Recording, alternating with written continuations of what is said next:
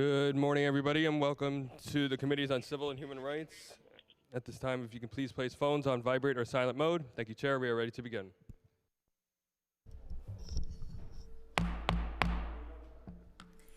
Good morning, everyone. My name is Natasha Williams, Chair to the Committee on Civil and Human Rights. Today, we will be voting on proposed intro 632A, sponsored by my colleague, Majority Leader Keith Powers. If passed, this bill would prohibit housing discrimination on the basis of criminal history. It is no secret that finding housing in New York City is not an easy task. For the average New Yorker, this process is stressful and financially taxing. Those with prior justice involvement have to go through the same process, but with an added concern of not knowing if their record will be the reason a landlord rejects their application, even if they meet all required criteria. In housing, discriminatory practices related to background checks often manifest when landlords use blanket policies such as automatically disqualifying applicants with certain criminal records. This disproportionately affects minority communities, perpetuating housing disparities. The Housing and Urban Development estimates that around 25% of Americans have a criminal record, impacting their ability to secure housing. A study published this year by the Data Collaborative for Justice at John Jay College found that nearly 2.2 million people have a criminal record of some kind, nearly 80% of which identify as Black or Latino. The study also found that almost 2/3 of people with convictions have not had a new conviction in over 10 years. And while a statute exists that all New Yorkers to apply for their records to be sealed, depending on the type of conviction, less than 1% of those who are eligible have been able to successfully get their records sealed. Many of those individuals have families they are hoping to live with or provide for, but the struggle to find housing can be a major roadblock, even if their loved ones do not have records of their own. A survey conducted by the Ella Baker Center for Human Rights found that 1 in 10 formerly incarcerated persons reported that their families were evicted when their loved one returned home from prison. The same report found that 79% of participants were denied housing due to their record or the record of a loved one, showing the effects of this type of housing discrimination even on those without a criminal history. Finding stable, long-term housing is one of the most important factors for justice-involved individuals to successfully rebuild their lives and rejoin society. With this bill, I hope we can help many New Yorkers looking to turn their lives around and start fresh. The last hearing on this bill was quite contentious, and all of that didn't go in vain. I'm happy we are passing this bill today. I'd like to thank my staff and committee staff for their work on putting this vote together, and also thank the Majority Leader for his leadership, and I'll now pass it over to him for some remarks on his bill.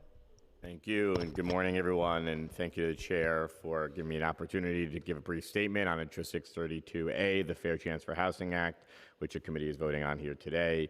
I want to thank the Chair and 30 colleagues who have signed on as co-sponsors to this legislation.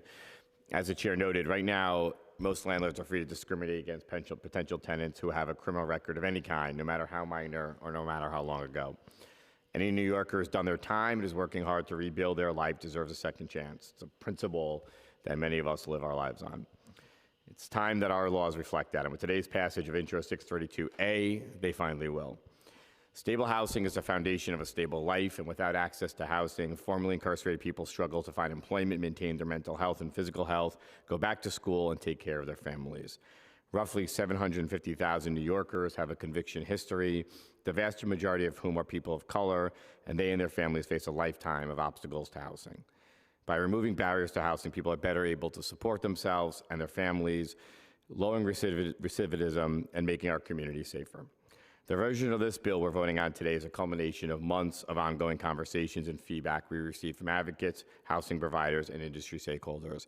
And I mean this with no exaggeration. This negotiation went to the very last minute. I'm sorry to the staff.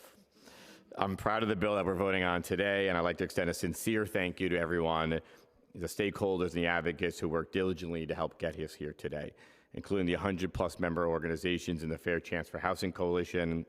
In particular, I'd like to shout out Lily Shapiro and Andre Ward from the Fortune Society and Allison Wilkie from Community Voices Heard for their hard work on this legislation also until the very end.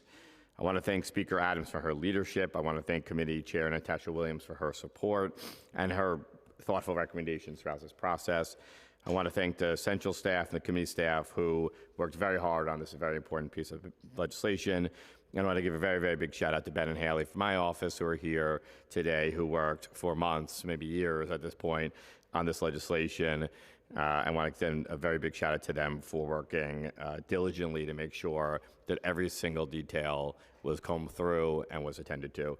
I'm very, very excited the council is moving this bill forward today, and as the chair said, happy that none of this went in vain, and we worked very hard to help New Yorkers here today. I would ask all my colleagues to vote in support of it, and want to thank you in advance for your support. Thank you. All right, now I'll ask the clerk to call the roll. Good morning. Good morning. William Martin, Committee Clerk. Roll call vote, Committee on Civil and Human Rights on proposed introduction 632A.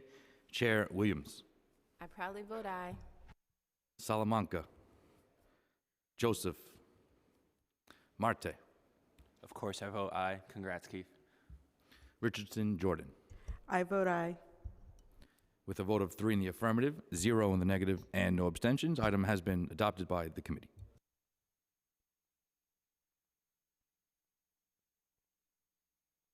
I'll hold it open for a few more minutes.